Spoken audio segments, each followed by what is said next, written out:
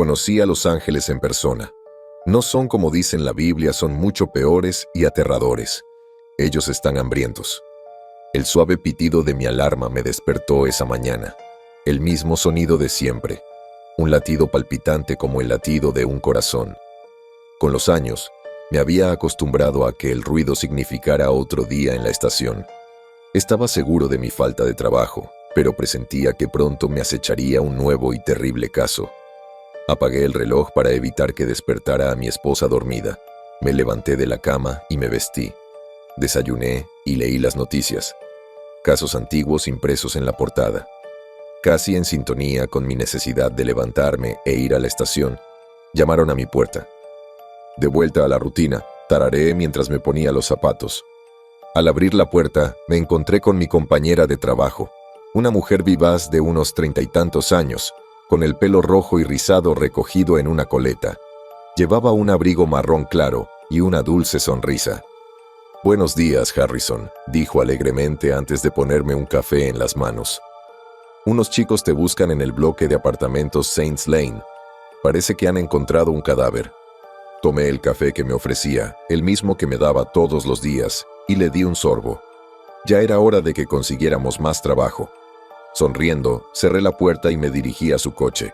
Sharon Whittingham, para darle su nombre completo, era detective como yo. La entrené y esperaba que se mudara a otra ciudad una vez que terminara su formación, ya que tenía las habilidades para llegar lejos, pero ella, como la mayoría de la gente que vive aquí, se quedó. Llegamos en media hora.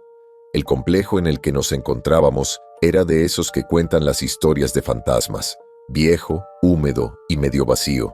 Alguna vez fue un ideal de vivienda social de hace unos 50 años, pero lo único que conservaba tras la retirada de innumerables contratistas era su bajo coste. Ya había algunos coches patrulla afuera, con las luces encendidas y apagadas rítmicamente. Por lo que Sharon me había contado, sabíamos que el cuerpo era de un hombre joven, de unos 23 años. Intentábamos encontrar a su familia, pero aún no teníamos muchas pistas. Repasé mentalmente las notas mientras subíamos los 4 tramos de escaleras hasta la habitación 307. Había cinta amarilla y negra colgada por todas partes, impidiendo la entrada a la otra docena de residentes del complejo. Habíamos forzado la puerta con nuestras propias fuerzas para intentar averiguar el origen del mal olor. En el apartamento no se había tocado casi nada. Había algunas cosas, como almohadas, en el suelo, pero nada que indicara forcejeo. Sharon entró en el dormitorio y señaló el cuerpo con la cabeza. La seguí con tristeza. Allí, sin ropa alguna en la cama, yacía un joven de cabello negro, ojos verdes y algunos piercings. Su cuerpo estaba hecho un desastre. Le habían abierto casi todo el pecho y le habían extirpado parcialmente los pulmones y el corazón, arrancados con largas uñas. Aunque su muerte parecía horrible, el joven tenía una expresión de paz en su rostro. «Qué espectáculo tan triste», comenté, acercándome al cuerpo para observar más de cerca la herida abierta en su pecho. «Eso dije», asintió Sharon, mirando el dormitorio. «Este caso parece extraño. O sea, miren esta habitación. Está impecable. Nada fuera de lugar. No me parece que haya habido forcejeo». Asentí con la cabeza antes de mirar la mesita de noche del hombre en busca de pistas. Me puse unos guantes y comencé a hojear sus pertenencias. ¿Alguien ha informado haber escuchado algún disturbio aquí en las últimas semanas? No. El chico parecía no hacer casi ningún ruido. Se mudó hace unos años. No salía mucho ni recibía mucha gente. ¿Tenemos un nombre? Sí, creo que sí. Se hacía llamar Joshua Brown. Trabajaba de camarero en un restaurante cerca de aquí. Ya veo. Me aparté de la mesita de noche y fijé la foto enmarcada junto a la lámpara. Era del chico, Joshua, un adolescente, con otro chico de pelo largo y blanco, piel blanca y un jersey rosa. Parecían felices juntos. Justo cuando estaba a punto de levantarme, vi unos paquetes vacíos de anticonceptivos en el suelo. Los recogí con cuidado y los metí en una bolsa de plástico transparente antes de enseñárselos a Sharon. ¿Crees que conocía a su asesino? Sharon me miró un momento. Siempre decía que tenía una forma peculiar de expresarme. Bueno, podría haberlo hecho con su asesino antes de conocer a su creador, por así decirlo. Reflexionó un momento antes de ver la fotografía. Si lo vemos desde ese ángulo, es totalmente plausible. Deberíamos intentar averiguar a quién conocía, quiénes eran sus amigos y amantes, a menos que fuera una aventura de una noche, claro. Asentí y caminé un poco más por la habitación. Que alguien revise sus registros de teléfono móvil, su ordenador y cualquier otro dispositivo de comunicación que tenga. Será una buena primera pista. También deberíamos poder obtener ADN de este lugar si necesitamos identificarlo. A veces hablas como un anciano, sonrió Sharon. Si llevamos esto a juicio, deberíamos poder demostrar quién lo hizo. Solo necesitamos encontrar al culpable. Reprimí una risita. A veces hablas como una adolescente, Sharon. Sabía perfectamente que mi réplica no surtía efecto. Ojalá podamos atrapar a quien haya hecho esto. Como si alguna vez los hubiéramos dejado escapar. Sonreí ante su optimismo y continué mi búsqueda. Como era de esperar, se recuperaron varias muestras de ADN y se enviaron al laboratorio mientras Sharon y yo hablábamos con sus vecinos para ver si alguien conocía a Joshua.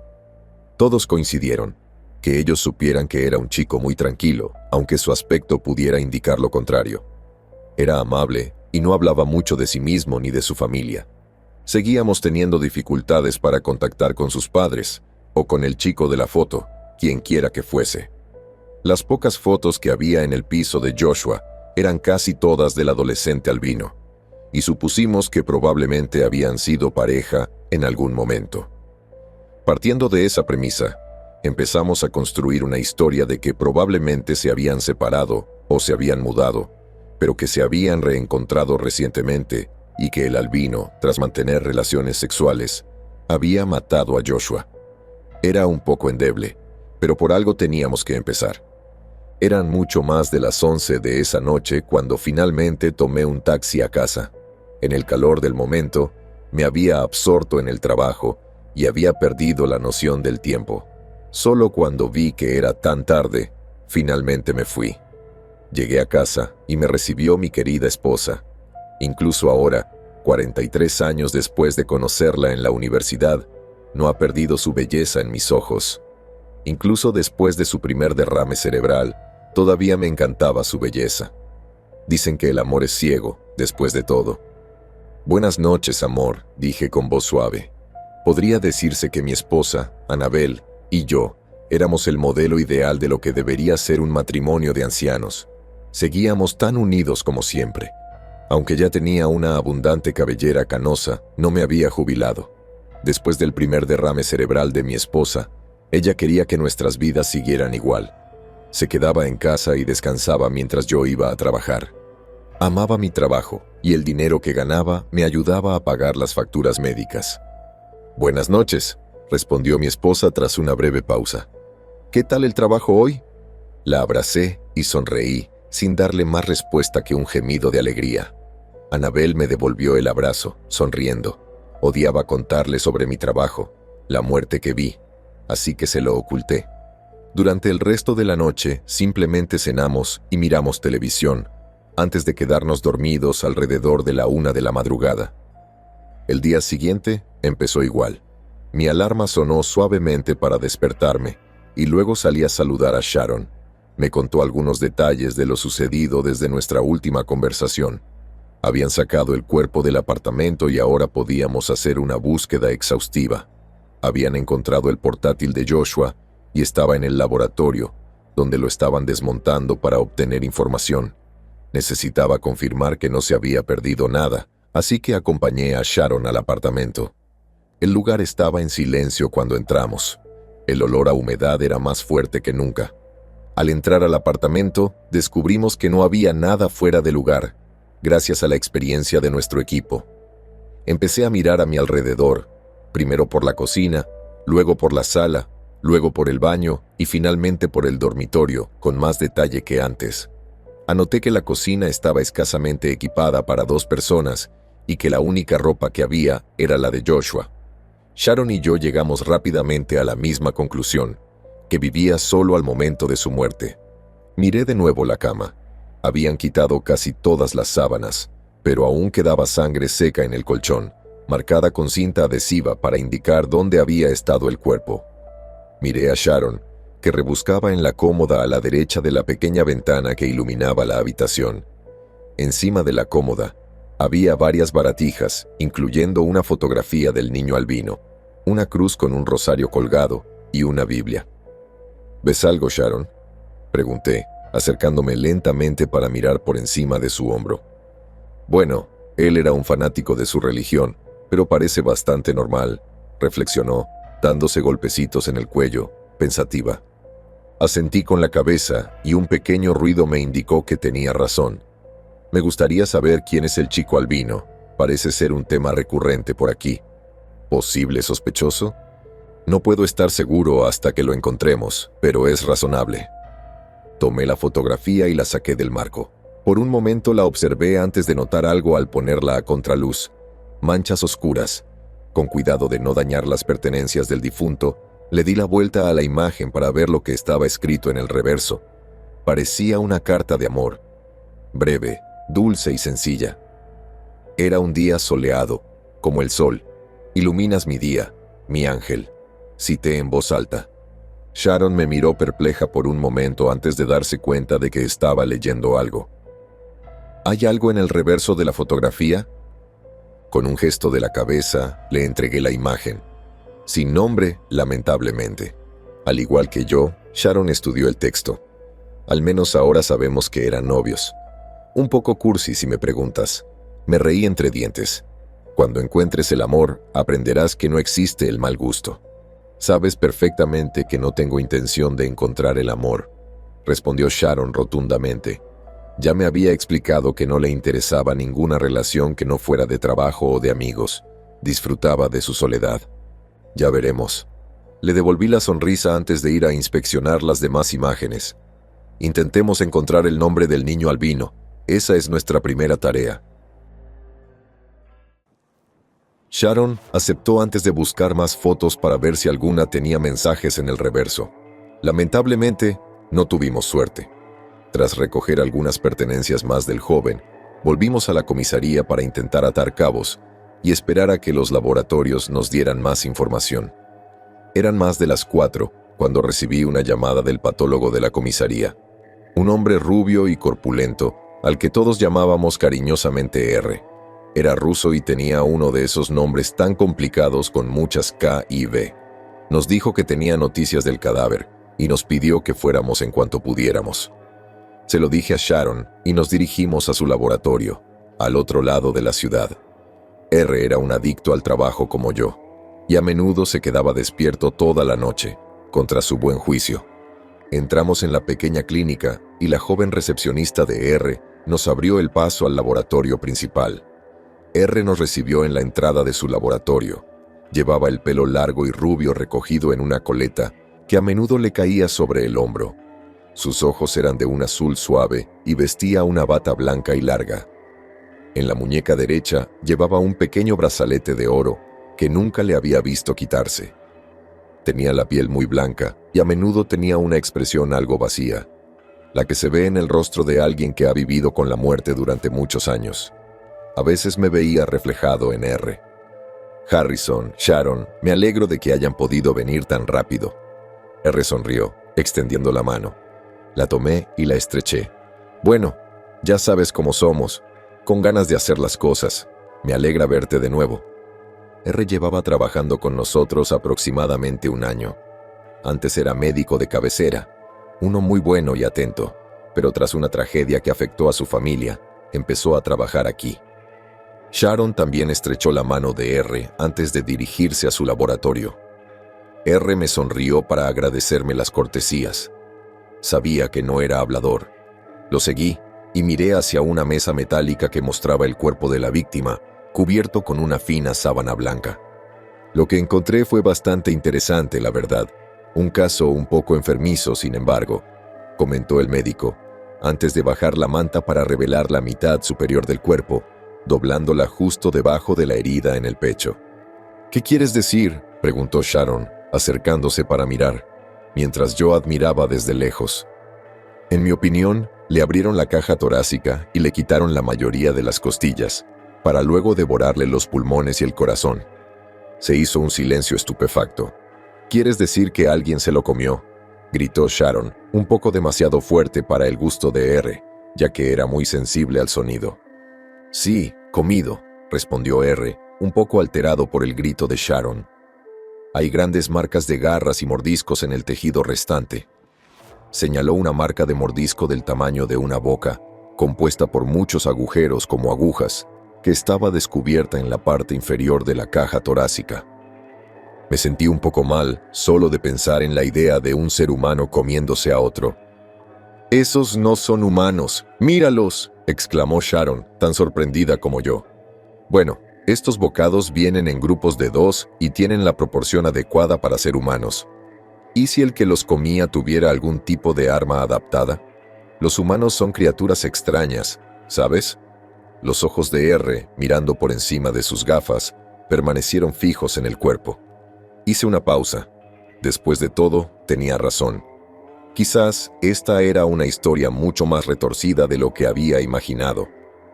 Durante el resto de la reunión, R nos contó todo lo que había descubierto sobre el cuerpo y nos dio su informe completo. Después de leer las notas del caso, Sharon y yo nos fuimos a casa. Annabel me recibió en la puerta y charlamos sobre nuestro día, aunque me aseguré de evitar la sátira. Cené con picoteo y evité mencionar comida la mayor parte de la noche. Sinceramente, estaba tan afectado por lo que R me había contado que apenas pude responderle a mi esposa. Sobre las 10, me fui a la cama, aunque no pude dormir. Con el caso en la cabeza, me costaba pensar en otra cosa. Las ideas me daban vueltas en la cabeza. Llegué a la estación a las 7, un poco temprano para mí, pero tenía ganas de caminar. Caminar, llegar antes que nadie, tiene algo extrañamente placentero. A la hora de comer, el diario de Joshua salió de los laboratorios, con cada página copiada y registrada. Sharon salió de nuevo a preguntar por el joven mientras yo me quedaba leyendo el diario. Tenía algunos años, pero pensé que aún estaría en el momento adecuado para incluir información sobre el albino, y acerté al suponer que sí. El diario no era nada del otro mundo, abarcaba desde el 15º cumpleaños del adolescente hasta el 16º. Empezaba con el chico describiendo lo que le habían regalado por su cumpleaños: un teléfono, el libro en el que estaba escribiendo y algunas chucherías de uno de sus amigos. Hablaba maravillas de su amigo, a quien, según tengo entendido, se llamaba Lyet. Si Lyet era el nombre del chico albino, debería ser fácil encontrarlo.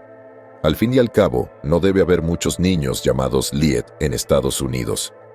Durante las siguientes horas, más o menos, me concentré en nada más que el diario, asegurándome de tomar notas de prácticamente todo lo que escribía sobre la vida del adolescente. Para mi decepción, no había mucho de interés aparte de algunos casos de acoso escolar mencionados brevemente, algunas relaciones sexuales entre el joven Joshua y Lyet siendo menores de edad, y algunos pequeños eventos sociales a los que él y Lyet habían asistido. Joshua parecía ser muy cercano a Lyet. Parecía quererlo profundamente, aunque se mencionó que los chicos nunca se lo dijeron a sus padres. El diario contaba cómo Lyet sufría acoso escolar y depresión, además de otros problemas de salud. Tomaba muchos medicamentos, una cantidad que yo consideraría peligrosa. A medida que el diario avanzaba, las cosas seguían igual. Los dos chicos salían en secreto y mantenían un perfil bajo en la escuela para evitar llamar la atención. Lentamente, cerré el diario con cuidado antes de darme cuenta de que Sharon había entrado. «Hola, Harrison, ¿cómo van las cosas?», preguntó mientras se acercaba con el almuerzo. Con gusto, lo acepté. Bueno, parece que ya tenemos un nombre que encaja con una cara. Por el diario parece que Joshua salía con un chico llamado Lyet, de unos 16 años, y me parece que es una relación a largo plazo. Sharon tomó el libro y comenzó a hojearlo, junto con mis notas. ¿Crees que tenemos el nombre de nuestro sospechoso? Eso parece. Bueno, entonces, vamos a ponerlo en la computadora. Triunfantemente, Sharon recogió las notas del escritorio antes de dirigirse a la computadora. Aunque mis piernas se habían dormido de tanto tiempo sentado, me levanté y fui tras ella. Para cuando llegué, Sharon se había sentado frente a una computadora y estaba ingresando su nombre de usuario. En poco tiempo, nuestros archivos estaban abiertos y la búsqueda había comenzado. Como era de esperar, no tardé mucho, aunque lo que vi me llenó de decepción.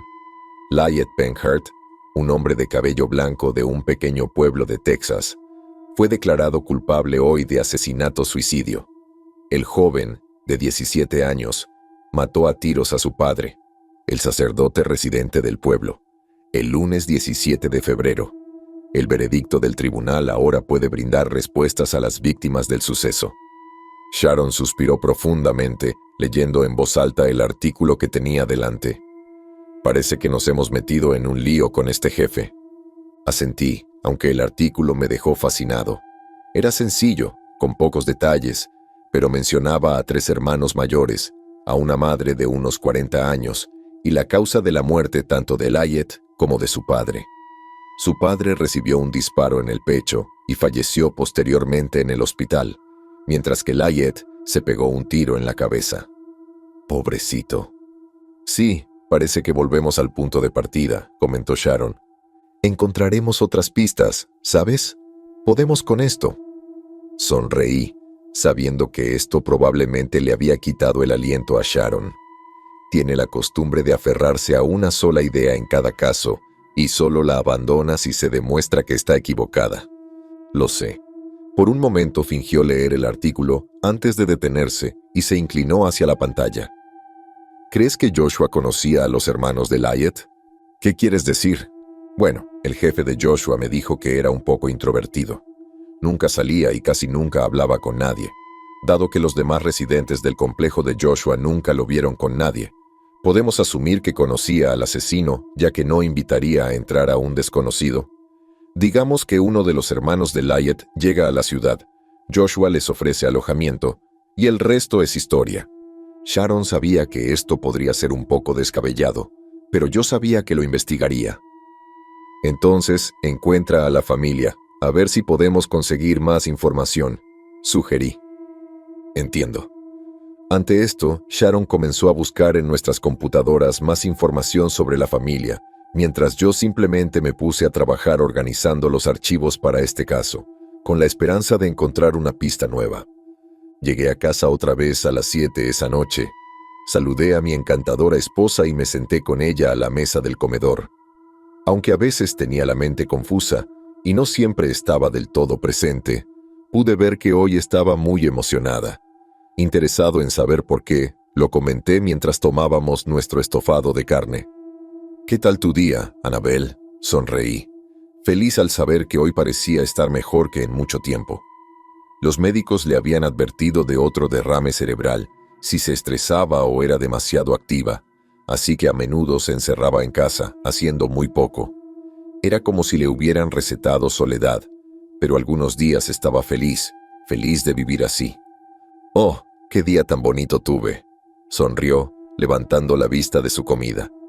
«Un chico muy simpático vino hoy. Estaba haciendo una colecta para la caridad». «¿Les diste algo?», pregunté, sabiendo que mi esposa era una persona muy generosa. «Bueno», dijo tras una breve pausa. «Buscaba ropa, así que le di algunas de las camisas que te quedan pequeñas, además de cambio. Intenté invitarlo a comer pastel y sándwiches». Su mente se dispersó por un momento antes de sonreír. Lo invité a tomar el té, pero cuando entró no comió nada, aunque dijo que tenía hambre. ¡Qué bicho raro! A menudo mi esposa repetía sus frases, olvidando lo que acababa de decir. ¡Qué bien! Hace tiempo que quiero deshacerme de las camisetas de pensamiento. Sonreí. Hablar así siempre me ayudaba a desconectar del trabajo. Dejé que la conversación continuara hasta que terminamos de cenar, luego vimos la tele y nos acostamos, como casi todas las noches. Era un estilo de vida sencillo, pero no pediría otro. Durante los días siguientes no ocurrió nada destacable. Los 3 hermanos Penhart tenían coartadas para la noche del asesinato, al igual que la madre, ahora soltera. Los padres de Joshua nos dijeron que su hijo casi nunca les hablaba, pero que pronto vendrían a recoger su cuerpo. Encontramos algunas pistas más, aunque todas se desvanecieron tarde o temprano. El departamento de informática seguía trabajando en la computadora y el teléfono del fallecido. Era tarde, había pocas luces encendidas en la ciudad, pero aún así me quedé hasta altas horas de la noche, analizando declaración tras declaración sobre el joven.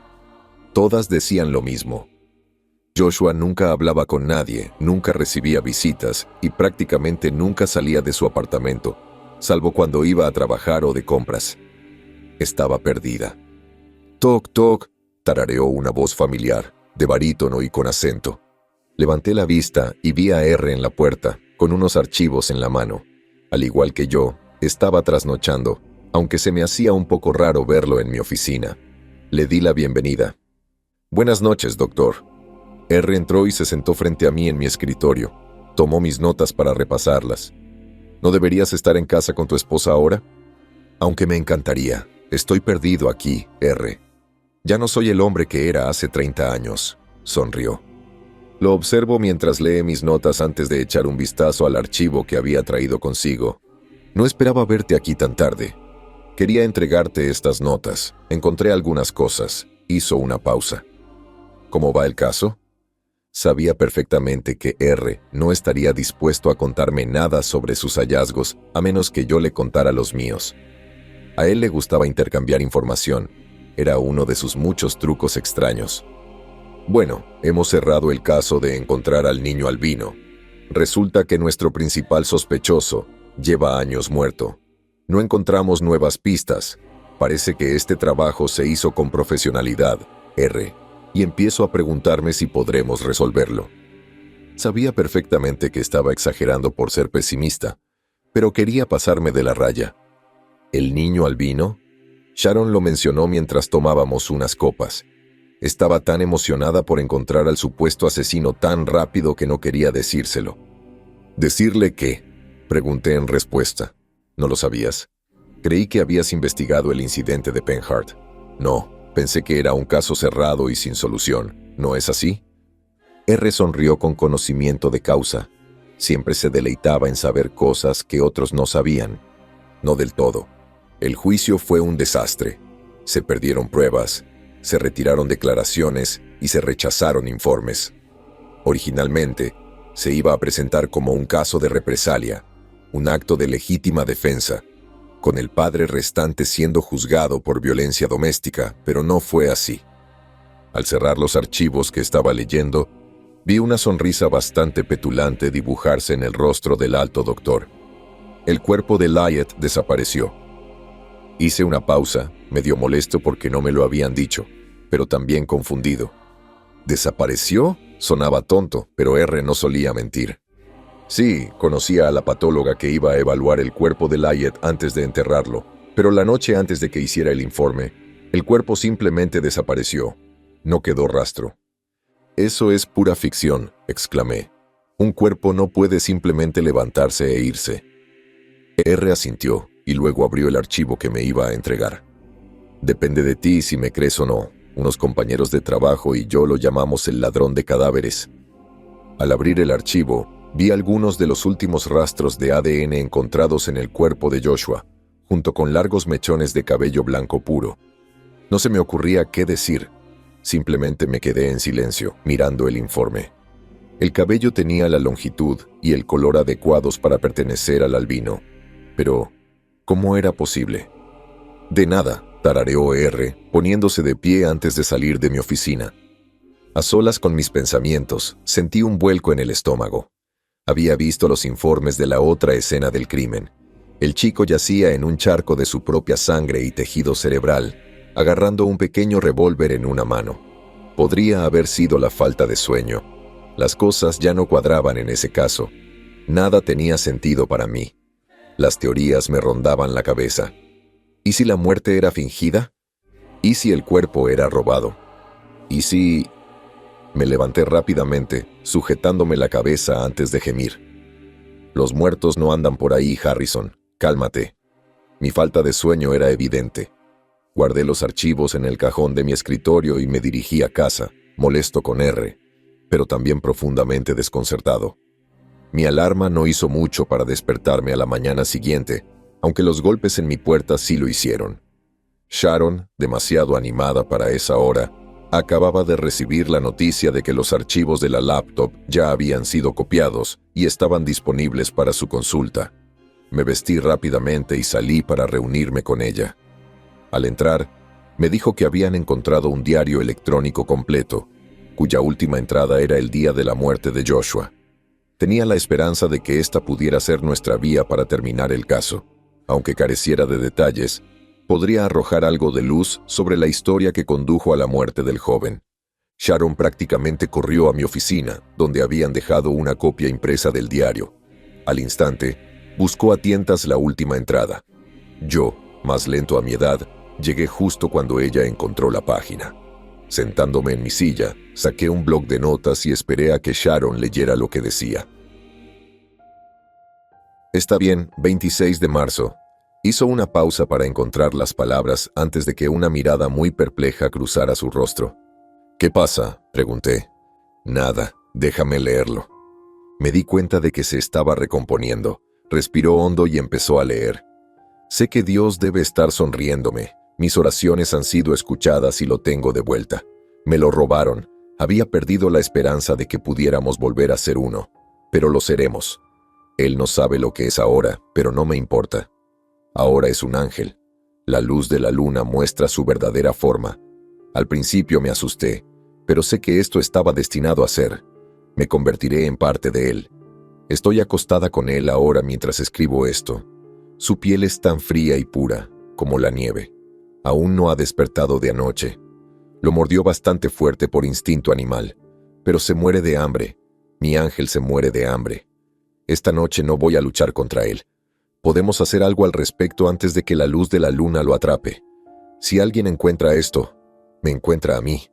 Solo quiero que sepan que yo lo quería. Quería salvar a mi ángel de su hambre. Solo hubo silencio entre Sharon y yo mientras ella terminaba de leer. Lentamente, dejó los papeles, con aspecto algo enfermo. ¿Dejó que esta persona lo matara? ¿De qué demonios estaba hablando? ¿De un ángel? Apartando la mirada, me topé con el archivo que reconocí de la noche anterior. Me mordí la lengua y me costó articular una frase. Quiero saberlo todo. ¿A quién conocía Joshua y quiénes eran sus amigos, los que desaparecieron y aquellos de quienes se alejó? En realidad me sentí entumecido. Esto no podía ser real, ¿verdad? Sharon estaba tan confundida y perturbada como yo. Sí, Harrison, pero ¿de qué crees que habla? Parece inestable. O sea, su forma de hablar es... bueno, es como mínimo extraña. ¿Qué demonios estaba pasando? Me quedé en silencio un rato. No sé, voy a preguntar por la ciudad a ver si encuentro algo. Hice una pausa. Sola. Sharon simplemente asintió, sabiendo que yo estaba tan perplejo como ella sobre todo el asunto. Tomé mi abrigo y salí, con la intención de ir a casa de R a charlar con él, a ver si podía hacerme entrar en razón. El paseo por la ciudad fue largo y laborioso, y mantuve la cabeza gacha la mayor parte del camino. Abriéndome paso entre las oleadas de gente, me acerqué al edificio donde trabajaba R. El miedo que me había dominado desde la noche anterior y que se había intensificado tras leer el diario, se sentía mucho más intenso ahora. El rostro y la figura del joven de pelo blanco se quedaron grabados en mi mente. Apreté el paso. Empujé la puerta de la clínica y me dirigí a recepción para llamar a R, pero fue entonces cuando lo vi. Solo, sentado en la silla más alejada de la puerta, había un niño. Llevaba la ropa hecha jirones, el pelo largo y blanco. Parecía un fantasma. Su piel era de mármol. Sentí una profunda inhalación en el pecho. «Harrison, ¿qué haces aquí?», R preguntó, doblando la esquina. Salí de mi trance y lo agarré de los brazos, intentando que me escuchara. «Ahí, mira ahí, yo...». Cuando me giré para señalar al niño, vi que la silla estaba vacía, como si simplemente lo hubiera imaginado. R me miró desconcertado. ¿Una silla? Su acento sonó un poco más fuerte de lo normal mientras murmuraba, «¿Estás bien?». Ninguna palabra salió de mi boca, pero asentí, soltando a R. «Vamos a traerte un café y darte un lugar para sentarte, ¿de acuerdo?». Sin esperar respuesta, R me condujo a una pequeña sala de conferencias y me hizo sentar, antes de alejarse para buscar café para ambos. Tomando respiraciones profundas, traté de controlarme. No dejes que el estrés te afecte. Intenté respirar despacio. Quizás era solo un episodio de estrés, pero solo podía pensar en Joshua y su asesino, que en mi mente era el adolescente de pelo blanco. Al poco rato, R regresó con una carpeta bajo el brazo y 2 tazas de café humeante. Sabía que el hombre tenía una adicción al café y que lo ofrecería o aceptaría en cualquier oportunidad. Al pasarme mi taza, sentí que empezaba a relajarme incluso antes de empezar a beber. R se sentó frente a mí, dejó su trabajo y también empezó a beber. «¿Qué pasó ahí afuera?», preguntó después de una breve pausa. «No sé, creo que el estrés me está afectando», respondí rotundamente, sin apenas concentrarme. R suspiró y luego sonrió. «¿Cuántos años tienes, Harrison?» «Ya tienes 60 y tantos. No deberías estar viviendo en casa de tu esposa jubilado». Lo miré fijamente por un momento. «Orden médica. Necesitas descansar, Harrison. Mira, sé que disfrutas esto y a tu esposa le gusta que te mantengas ocupado, pero este trabajo, este estilo de vida, no te sienta bien, considerando...». Mi rostro se suavizó y asentí un poco. «Este caso en particular, ¿por qué no se lo dejas a Sharon y a los demás chicos de la comisaría? Todos están dispuestos a resolverlo. Simplemente no creo que debas trabajar en un caso como este, no después de... bueno, ya sabes». Acepté lo que pasó, R, y no quiero retirarme. Este trabajo mantiene mi mente activa. «No, Harrison, lo veo en tus ojos. No te lo digo como médico, sino como amigo. Deberías quedarte con tu esposa y descansar unas semanas». La voz de R se había vuelto más suave. Sabía que ahora el tiempo de mi esposa era corto. Finalmente asentí y acepté. Durante horas charlé con R sobre la vida. Mirando hacia atrás, supongo que necesitaba reducir mis horas de trabajo y pasar más tiempo con mi querida esposa. Caía la noche cuando empecé a caminar a casa. La gente bullía, regresando a sus hogares después de largas jornadas de trabajo. Me sentía mejor con la vida, más relajado. Al pasar por las tiendas y restaurantes, empecé a mirar instintivamente a la gente, bloqueando las malas imágenes con otras más agradables. Una pareja se cortejaba en el parque bajo el viejo roble. Uno de los residentes sin hogar del pueblo estaba sentado en una parada de autobús con sus grandes auriculares puestos, marcando el ritmo con el pie al ritmo de una canción desconocida. Un hombre corpulento y orgulloso caminaba a casa con su hijo pequeño, cargando una bolsa con el equipo de fútbol. Una joven con un vestido azul salía de una pequeña tienda llamada Transformer. Poco después, reconsideré su género. Me encontré sonriendo, sintiendo cómo la tensión del caso se disipaba. Una chica vendiendo rosas, un hombre yendo a trabajar a un restaurante, un adolescente de pelo blanco con un jersey morado claro, mirándome con sus ojos azules inexpresivos. Me detuve bruscamente y miré hacia atrás. El adolescente se había ido otra vez. Se había esfumado entre la multitud. Tenía la boca seca. Era solo estrés, ¿verdad? Apreté el paso, sintiendo mi cuerpo bombear adrenalina. Un taxi detenido en un semáforo en rojo. Un hombre desaliñado caminando por callejones. El chico de pelo blanco de nuevo, con el cuello morado como si tuviera un moretón. Caminé aún más rápido. El cielo estaba naranja al ponerse el sol. El edificio a mi derecha tenía 5 pisos. El contenedor de la esquina contenía 3 bolsas de basura. El chico de pelo blanco de nuevo, con la cara mojada por las lágrimas y el cabello blanco puro teñido de carmesí. Mis ojos se dirigieron hacia adelante, lejos de la multitud, y volvieron a posarse en él. Un ojo era dorado y parecía estar roto, mientras que el otro era de un azul pálido. Su cuerpo parecía tan frío. Retrocedí tambaleándome, pero había vuelto a desaparecer en un abrir y cerrar de ojos. Presa del pánico, empecé a correr hacia el calor de mi casa. Todo mi cuerpo temblaba ahora. Sin aliento, corrí por mi pequeña calle y busqué a tientas las llaves antes de abrir la puerta. Dentro, intenté recuperar el aliento, tomando bocanadas de aire una tras otra, exhalando con fuerza, y miré a mi alrededor. El bote de dinero que estaba sobre una mesita junto a la puerta de la sala estaba hecho añicos en el suelo. También una de las lámparas, un marco de fotos y unas llaves. Sentí como si el tiempo se hubiera detenido al percibir el sonido de una respiración errática y jadeante. Corrí hacia la sala, donde vi a mi esposa convulsionando en el suelo. Tenía la mirada perdida, la mitad de la cara desplomada hacia un lado y la boca entreabierta. Estaba sufriendo otro derrame cerebral. Me lancé hacia adelante y fui a abrazarla, pero fue entonces cuando lo vi. «Tan hambriento», murmuró, con un suave ojo azul clavado en mi esposa. Estaba delgado, pálido, tenía frío. La luz de la luna asomó la cabeza entre las nubes por un instante, mostrando su verdadera naturaleza.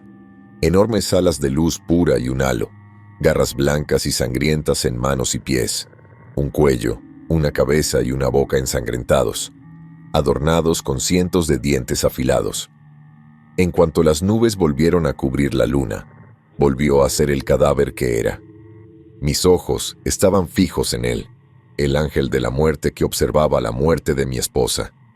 Era como si algo se hubiera apoderado del cuerpo de un joven y ahora llevara su piel, como un guante a su medida. «¿Qué eres?», grité. Sus ojos permanecieron fijos en mi esposa, más quietos ahora. «Hambriento, hambriento». Me volví hacia mi esposa y la tomé en mis brazos. Esto pareció confundir al ángel que controlaba el cuerpo que llamaba hogar. Se acercó a mí y a mi esposa. La luna volvió a iluminarlo. El olor a podrido impregnaba la habitación. «Vuelve». No me escuchó, simplemente se acercó, lamiéndose las largas garras. «Lo quiero». Por una fracción de segundo desapareció de mi vista y mi mundo se oscureció. Desperté con un dolor punzante en la nuca. Me incorporé con esfuerzo, antes de taparme la boca con la mano al ver lo que vi. El ángel hambriento estaba agachado sobre el cuerpo de mi esposa, o lo que quedaba de él, tirando del pecho sin pensar, metiendo carne y músculo en su boca. Pensé que iba a vomitar, pero agarré mi pistola y apunté. Sus ojos muertos me miraron a través de su pelo blanco como la sangre, sin parecer saber ni importarle lo que hacía. «Suéltala», grité antes de dispararle 5 balas en la cabeza. Para mi horror, el ángel las recibió todas y cada una, sin reaccionar. Cada bala volvió a caer por el agujero que había hecho, dejando un penetrante olor a podrido antes de cerrarse. Aunque era inútil, seguí apretando el gatillo, pero no salió nada. Grité y grité, pero seguía devorando. Los vecinos llegaron poco después, informando que me encontraron con el cuerpo de mi esposa, llorando y gritándole a los monstruos. Sharon y el resto de la policía llegaron poco después y me llevaron al hospital y a mi esposa a la morgue. No se encontró rastro del ángel, pero sé lo que vi. Lo vi en el funeral, junto a la tumba de mi esposa, al borde de la carretera, observando el mundo y toda su muerte. Desde esa noche me retiré de la policía y vivo solo. El estrés me está causando problemas cardíacos y R no deja de advertirme que podría sufrir un infarto si sigo viviendo como lo hago, pero sé que no me queda mucho tiempo, ya que el ángel ha vuelto y no deja de decirme que tiene hambre. Me quedo despierto por la noche, con el resplandor de sus alas iluminando mi habitación. Si existe un Dios, no es más que los monstruos que ha creado. Siento una opresión en el pecho mientras el corazón me falla. Observo cómo el ángel hambriento levanta la cabeza y me observa con hambre en los ojos.